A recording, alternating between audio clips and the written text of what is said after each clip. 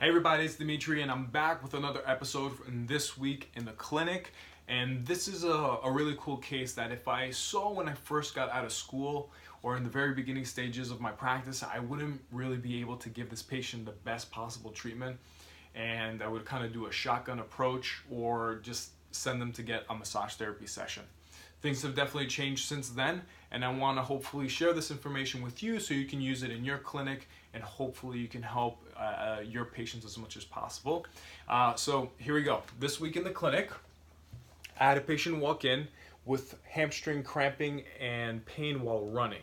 So after this 35-year-old male would run for a few minutes, he would get severe cramping and pain, which would have to, it would kind of stop him in his tracks. And after he stretched and stopped the activity, the pain and discomfort went away.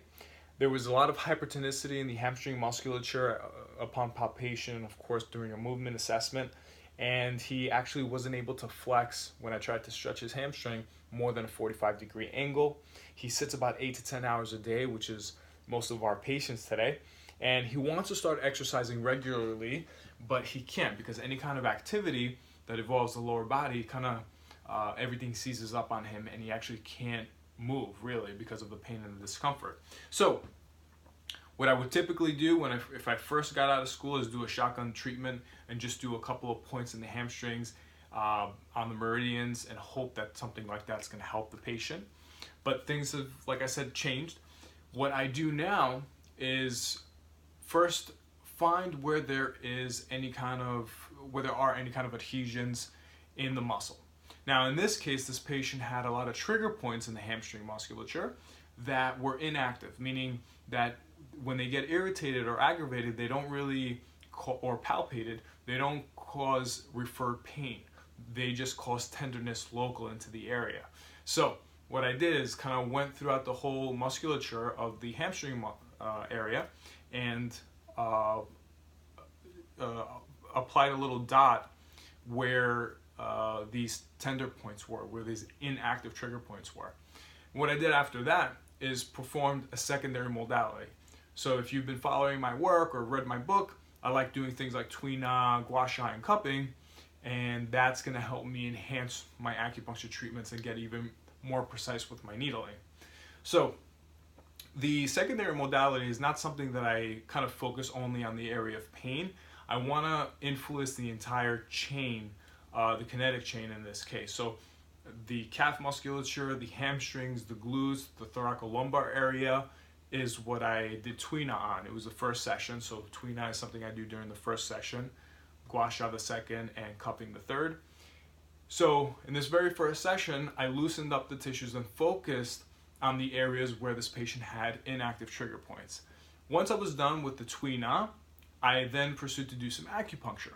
Now the acupuncture, again, I would normally, when I got out of school, just do a whole bunch of needles in the hamstring region, but things, like I said, have changed.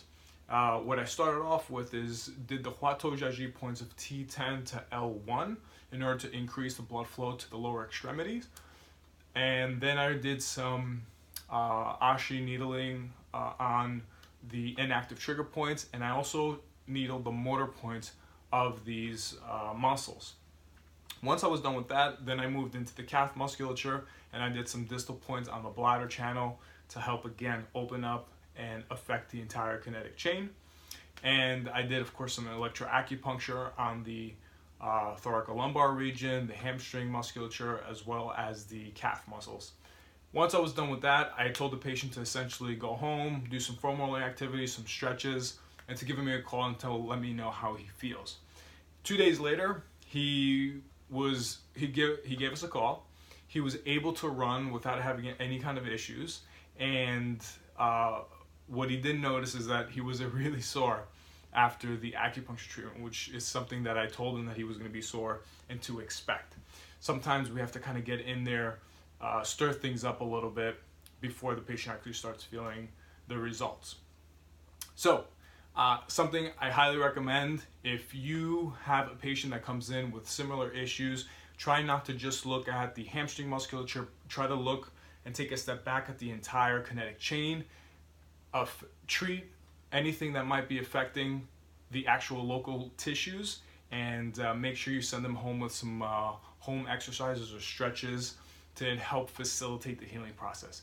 Thanks so very much, guys. Hope that was helpful. I'll see you soon. If you have any comments or any kind of questions, just put them below. Thanks.